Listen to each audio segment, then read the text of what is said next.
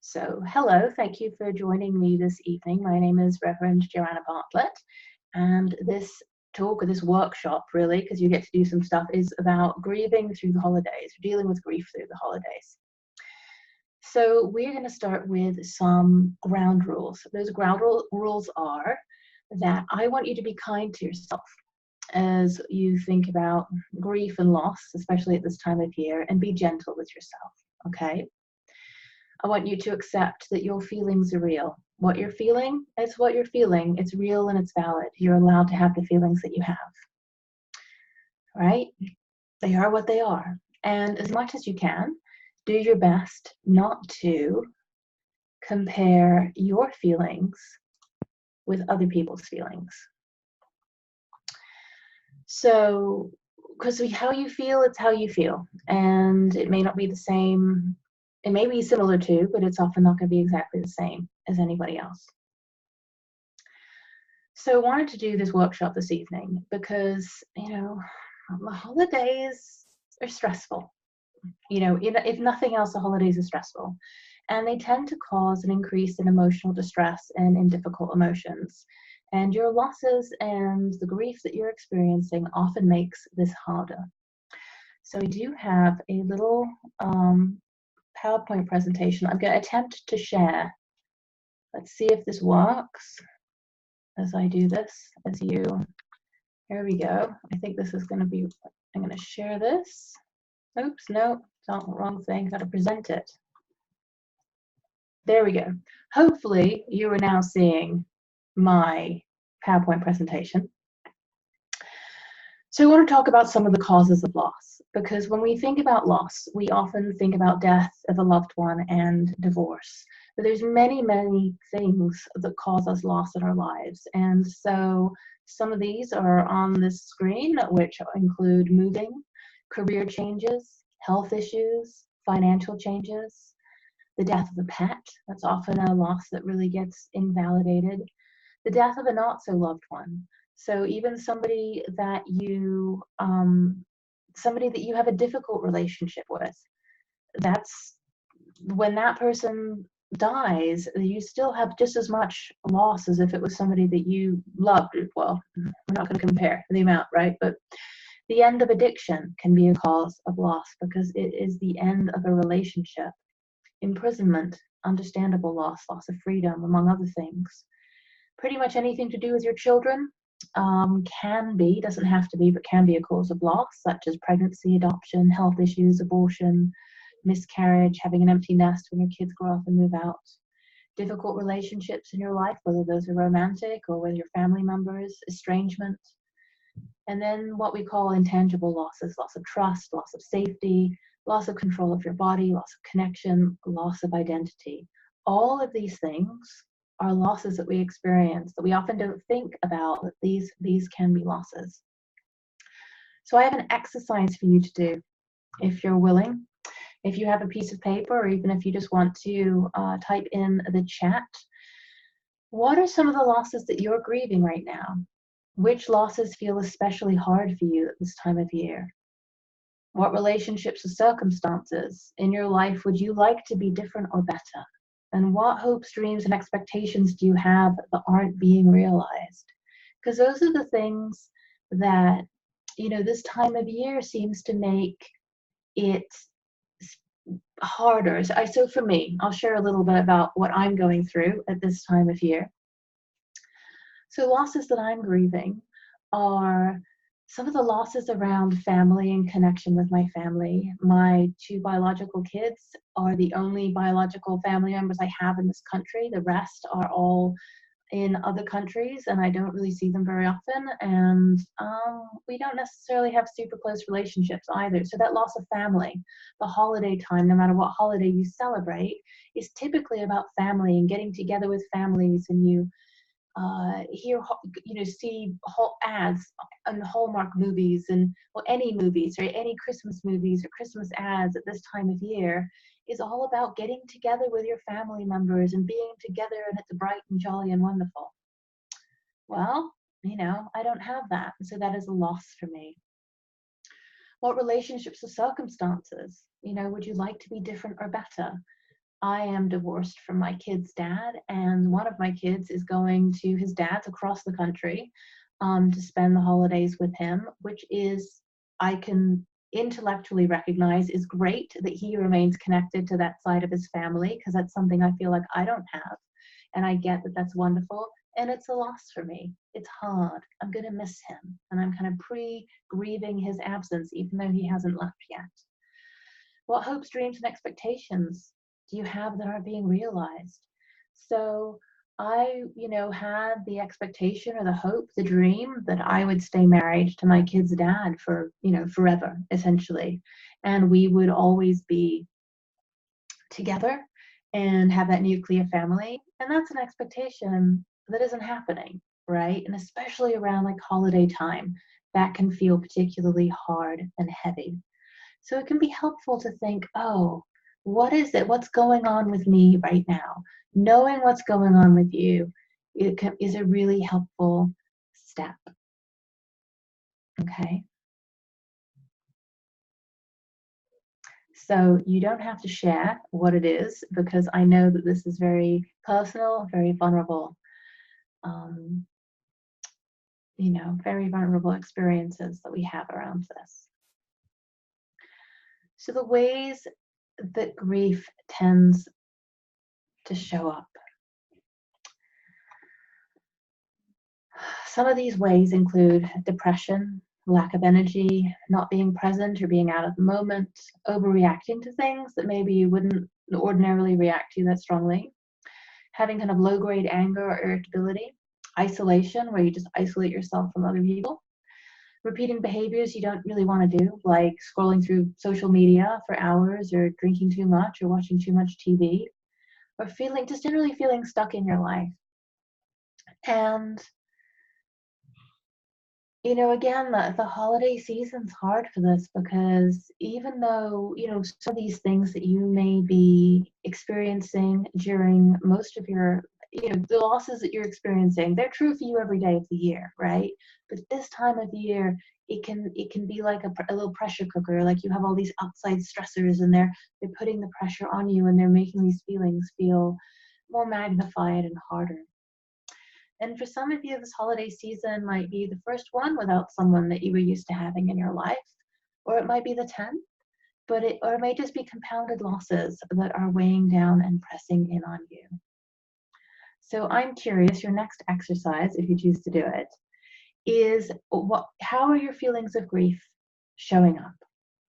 How are they showing up for you right now in your life? I'm going to stop the share for right now, and so that you can see me. I'm not sure if you get to see me or not when, oh, what am I doing with my computer? When it's sharing or not. So why does this all feel so hard? There's a few reasons for that. One is that our culture doesn't do a very good job of teaching us how to deal with grief. Instead, it teaches us things that aren't particularly useful. One of the things that we're taught is that time heals all wounds. And anybody that's had any prior losses in their life that still feels unresolved, I think, can go, well, no, I don't think time actually heals all wounds, right? Because if time heals all wounds, then I would feel fine by now, because enough time has gone past. So for me, enough time should have gone past, perhaps, since I was a child and had Christmases that I always found difficult, for me to be like, oh, it's Christmas, it's wonderful, it's the holidays. Nope, not so much. Those wounds, they just kind of resurface. And then you feel bad about yourself, perhaps, because you're like, but I'm an adult now. It's been so long. Why do I still feel bad about this? Or somebody that, I love died however many years ago. My mom died 8 years ago now. And, why does it still feel bad? Why do I still miss her? It's because time doesn't heal all wounds. So we're left with unresolved grief from all our prior losses, because unless we have the right tools to move through grief and to resolve what feels emotionally unresolved for us, it remains unresolved, right? It remains undone. And grief is cumulative, right? Grief adds up. Each loss adds onto the prior losses, and it's cumulatively negative. It's kind of like compound interest on your credit cards or student loans. It accumulates, and it doesn't do so in a way that feels good to you. And like I touched on before, the holiday season with its movies, its ads of happy families all getting together, who all seemingly have it together and who are able to all be like happy together. It just compounds your grief as well, because you end up thinking, oh, well, I don't have that. What's wrong with me? What's wrong with my life? And in addition to that, another year is coming to end. So no matter what holidays you may or may not celebrate, whether whether you even celebrate Christmas or not, even though that's a dominant cultural tradition, another year is coming to an end, right? If you use the calendar year, 2019 is coming to an end. Another decade is coming to an end, although apparently some people say that the decade actually ends after 2020. Popular opinion, though, is that the decade is ending, right? We're going into another decade. Are you where you thought you would be in your life right now? Is this what you expected it to be, or hope for this last year or this last decade? And if it's not, that can feel bad, right? Those can be some of the hopes, dreams, and expectations that you've had for yourself, for your life, for your career, for your family, for your finances, perhaps. And if those haven't come to be, if those haven't been realized, oh, that can feel really bad and really hard. And it's normal at the end of the year to look back on the year that we've just had, to think, oh, how is it stacked up? Has it been what I wanted it to be? And if the answer is like, no, it hasn't been what I wanted it to be, there's loss there, and there's pain there, there's unresolved emotions that are going on there. And in this time of year, it shines a spotlight on what doesn't feel good. Like I said before, this reality, it's your reality every day of the year. If you have somebody who's died that you love, that hurts every day, right? It's not like, but it feels like it hurts extra, it seems, at this time of year, because it shines a spotlight on it. Plus, it is literally dark outside. If you're in the northern hemisphere, it is dark right now, and it's hard when it's dark. At least it certainly is for me. I do have seasonal affective disorder, and this time of year is not my happy time. And I've noticed that it's really been weighing on me. It's been pretty hard for me at this time of year. But it can just be a really rough time. And it's okay that it's not okay. It's good to acknowledge that, yes, this is a hard time for me. I have this awareness that these are some of the losses that I've experienced that are present for me right now, and to acknowledge that, like, yep, this is what it is. This is what is going on with me. So when we have these emotions, we often feel like we have to do something with them. We have to, it's uncomfortable to experience these heavy or overwhelming emotions. And so usually we try to either avoid these feelings, or we try to kind of smother them or submerge them in some way. And there are ways that we tend to do this. And which I haven't even mentioned who I am or why I'm qualified to talk to you about this. So I'm a grief recovery specialist with the Grief Recovery Institute, and they have a book called The Grief Recovery Handbook by John W. James and Russell Friedman. And in that, they talk about what they call STIRBs, which stands for short-term energy relieving behaviors. And I'm gonna share the list with my screen again now that I am presumably, oh no, I'm not very good at doing this, am I? Come on, Joanna, you can do it. Grief and the Holidays talk. Here we go. I'm a human being and I mess up things sometimes, but there we go. So ways that you tend to avoid your feelings. You may recognize some of the things on this list. They include food, anger, because if you're angry, then you don't have to be sad.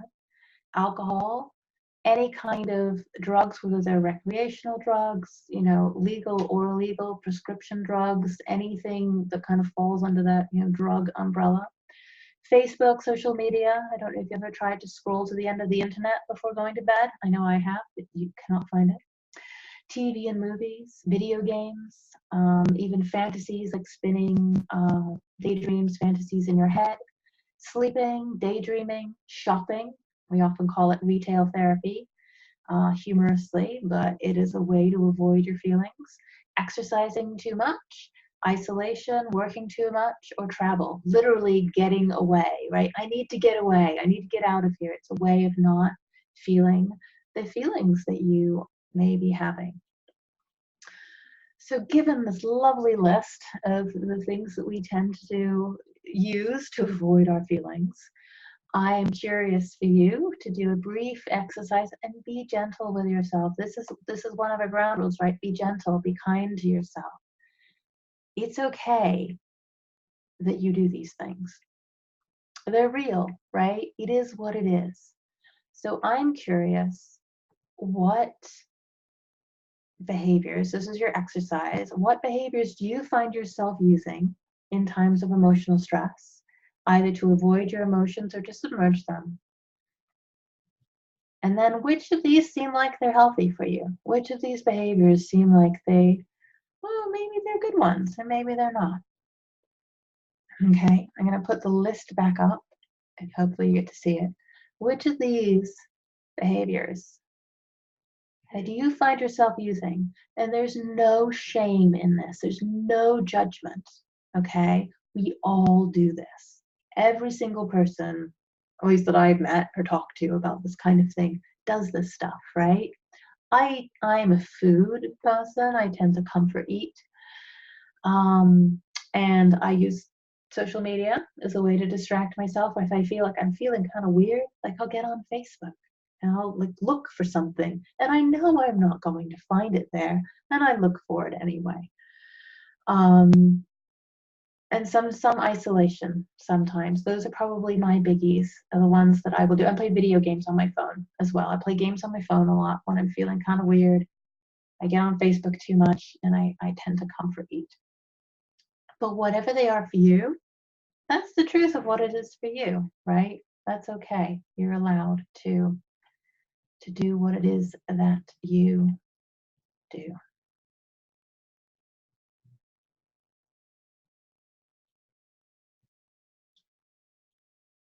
Oops. So I'm going to stop the share again for a bit. So I want you to take a deep breath. Give yourself a virtual hug, okay? You deserve it. Be tender with yourself. Feel yourself sitting in the chair that you're in. Feel the breath going in and out of your body. Just be with yourself. I've asked you to bring up and to become aware of some difficult, perhaps, and vulnerable things for you. The things that are bugging you and bothering you right now at this time of year. So what you've gained so far in this workshop is you've gained awareness as to why you feel the way you do, the losses you've experienced, and how you tend to deal with the emotional pain. And awareness is a big deal. It really is. Awareness is an important tool that really can help you move forward, because you cannot change anything until you become aware of it. You can't change your behavior until you're aware of it. You can't, change anything pretty much until you know that it exists. And so having that awareness of what some of your losses might be that are present for you at the moment, and why you're feeling this way, because you're a totally normal person. First of all, you're feeling this way because you're normal. You're supposed to have feelings. If you're feeling grief around the losses that you've experienced, that is completely normal to feel. It's normal and natural to feel grief when loss occurs. And you've gained some awareness about how you tend to deal with the pain that you're experiencing. And again, these are really normal ways of trying to deal with it. This is what you were taught. This is what you learned from the people around you growing up, whether you realized it at the time or not. This is what you've learned from all the messages that you get from society, from the people around you, from media, the things that you're doing. That's what you've been taught to do. So you're responsible for your actions, but it also makes sense that those are the behaviors that you've learned to engage in. So some more tools for you. And these might sound kind of simple. This is what I've got to share. So acknowledgement. Acknowledgement is a big one. Feel the way that you feel, right? Acknowledging that you feel the way that you feel. And if you can name that feeling, it helps to lessen its intensity. So if you can name that you're feeling sad, or you're feeling overwhelmed, or you're feeling angry, or you're feeling depressed, or I don't know, whatever it is that you're feeling, giving it a name, it seems like it could make it worse, right? Because you're paying attention to it, or you are, you're giving it energy. But by naming it, acknowledging it, and naming it, and allowing it to be, instead of fighting it and pushing against it and resisting it, actually giving it that space, actually it allows that its intensity to lessen, because it doesn't need to fight for your attention. By giving it your attention, it seems counterintuitive, but by giving it your attention and your acknowledgement, it actually allows it to not take up as much space or room in your life. You've been conditioned to believe that you have to feel a certain way during the holidays, right? Happy, bright, joyful. I mean, I was just buying some Christmas cards to send to some family today. And it's always, the most wonderful time of the year. Everything's merry and bright. And it's like, well, what if it's not the most wonderful time of the year for everybody? Sure, there was one card that said joy. And I'm like, okay, well, joy is wonderful. And if you're not feeling joy, not all of us are feeling joy right now. And it's okay, right? You might feel, I should be happy. I should be grateful. I should be fill in the blank. And you don't. You cannot force yourself to feel a certain way. You feel how you feel. And so it's okay for you to take that pressure off yourself by acknowledging how you feel and going, this is it. And that brings us to the next tool. And the next tool is acceptance, right? You might see a commercial with that perfect family or whatever it is that's happening, and it makes you feel sad. It's okay to feel sad. It's okay to miss your family members who've died, or wish you were further along in your life than you are right now. Or it's okay to wish that you had a different relationship perhaps with your family. It's okay to wish that your family accepted you more for who you are, or that you felt more welcome or at home if you feel like you're not, if you do see family for the holidays, or if you feel like you can't.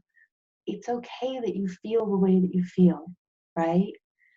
So acceptance allows you to acknowledge what you're really feeling without judgment and without blame, because you can't just say, okay, feel happy right now, right? If you could make happy happen on demand, I think we would all be doing that. And it's nice to think that we can. And I tend to be an optimistic person in general. Not quite lately, which is how I know that things are not quite right with me, because I've been pretty bleak. But I tend to be pretty optimistic. But you can only do a certain amount of positive thinking. You can't make happiness just appear on demand. So, acknowledge what you're actually feeling. It's the truth for you right now. Denying it doesn't change it. Saying I don't feel sad doesn't make you any less sad. You feel sad. Okay, that it is what it is, right? Also, do your best to accept what you reasonably can and can't do.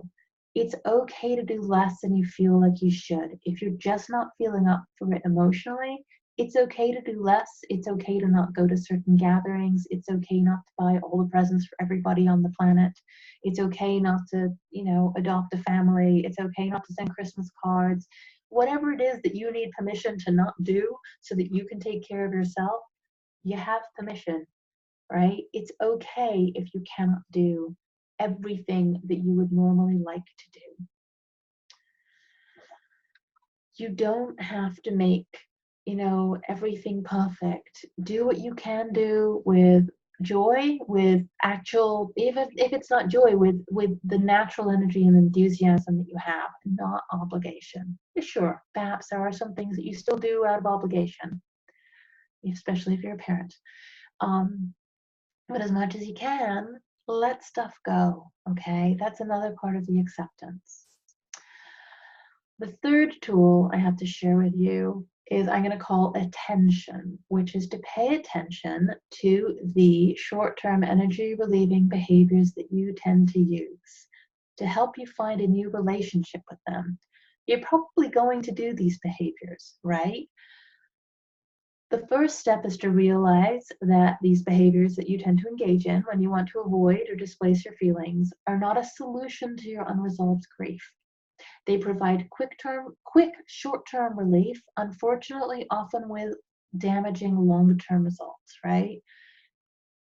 If you drink too much, we'll just use alcohol as an example. You drink too much, there are consequences that can happen in your life, all kinds of consequences to how you might behave when you have had too much to drink, in relationships to others. Perhaps you were driving, and that can certainly affect your ability to drive in the future if you get pulled over. It's not particularly good for your body to drink too much. It could affect your work. It could affect your life in many, many ways. So, you might have had short-term relief from it, but it doesn't actually solve the underlying problem not problem, but the underlying emotional pain that you were trying to get away from. I'm not going to call your pain a problem. It is what it is. But short-term energy relieving behaviors don't solve that problem.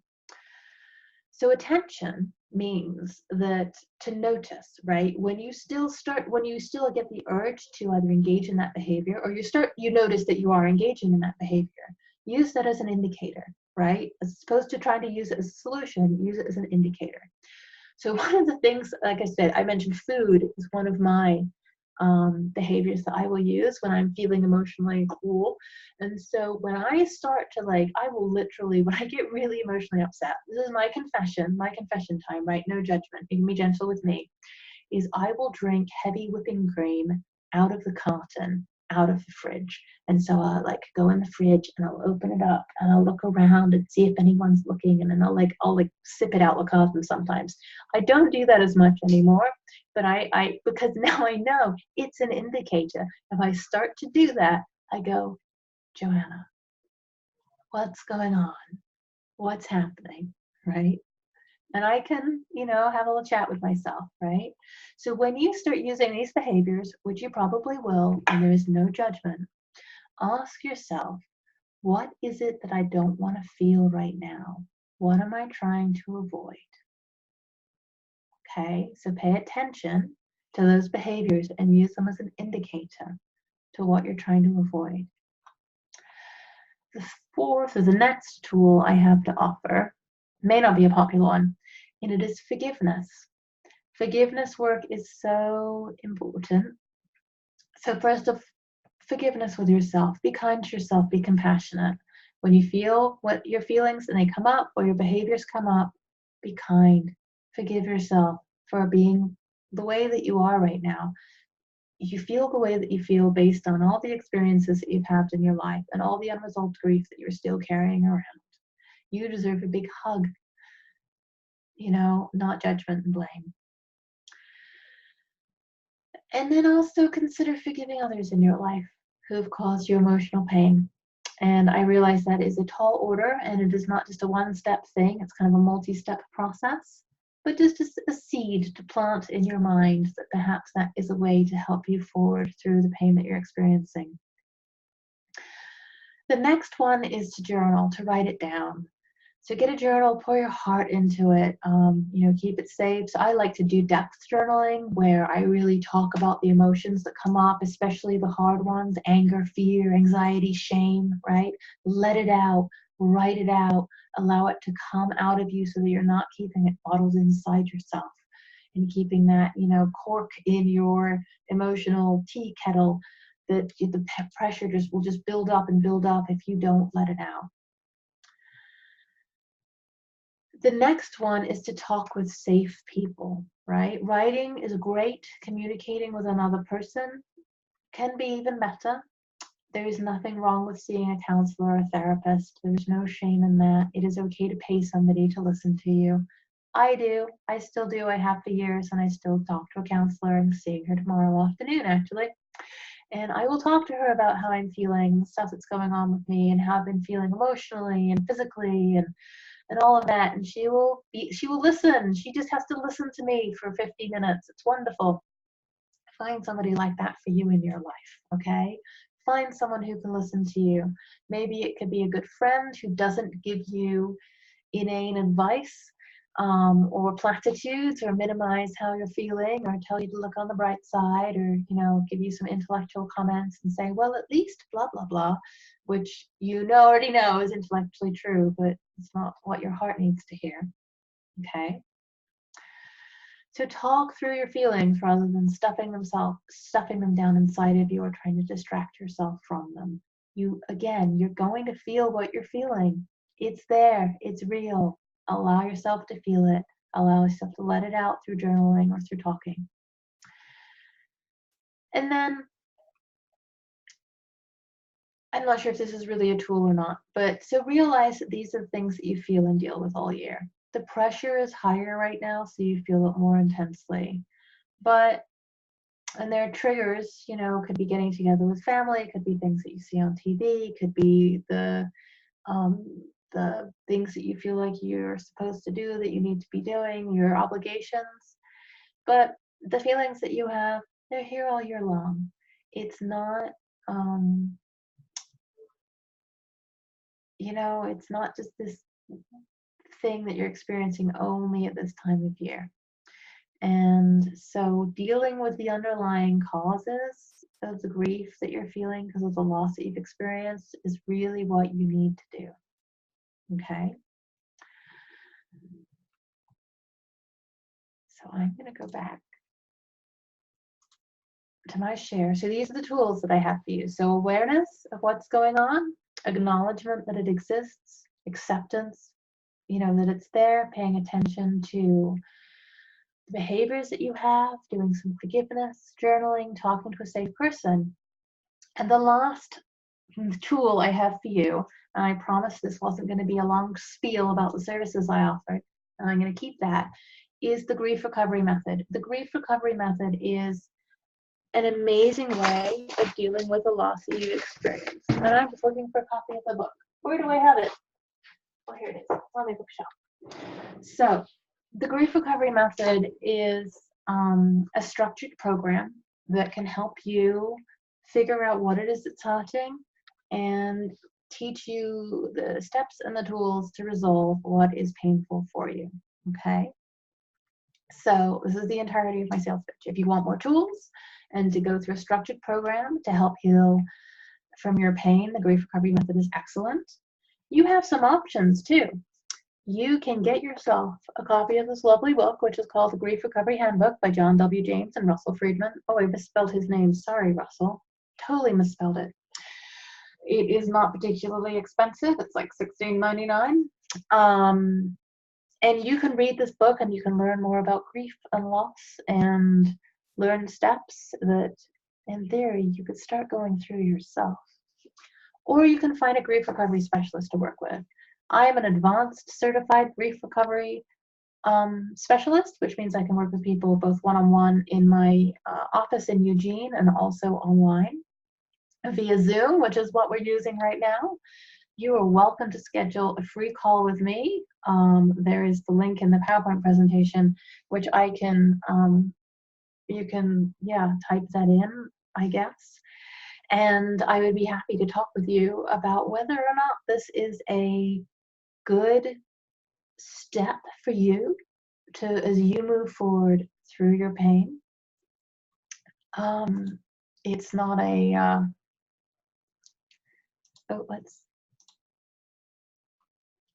I did it right. It's not a high pressure call. Sorry, I'm getting distracted by my own technology stuff here. But yeah, so it is an excellent way of healing. I'm not sure if you saw the book when I held it up. This is the Grief Recovery Handbook. And this is a wonderful book. This is probably the first nonfiction book that I read and then followed the directions in and followed all of the directions in and had amazing results with. And it totally has changed my life so much that this is what I do now, which I think is pretty incredible and amazing. So that is what I have to offer you. This ended up being a little bit shorter than I had anticipated, but that's fine. We all have stuff to do.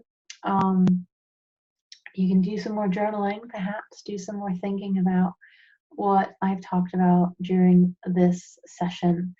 And if there's any way that I can support you, please reach out to me and let me know. And I hope that this has been helpful and useful for you. And I wish you all the best for the rest of this year and for, every day and every year beyond this one. My heart is with you. I know that this can be a vulnerable and tender time of the year. And be gentle with yourself. The ground rules remain. They don't end at the end of this session. The ground rules remain. Be kind to yourself. Be gentle with yourself. Okay? You are okay, even though you're not okay. And you are loved, and you are special, and you are important. And I care about you. All right? So I will leave that with you. With love, with light, with blessings. Bye.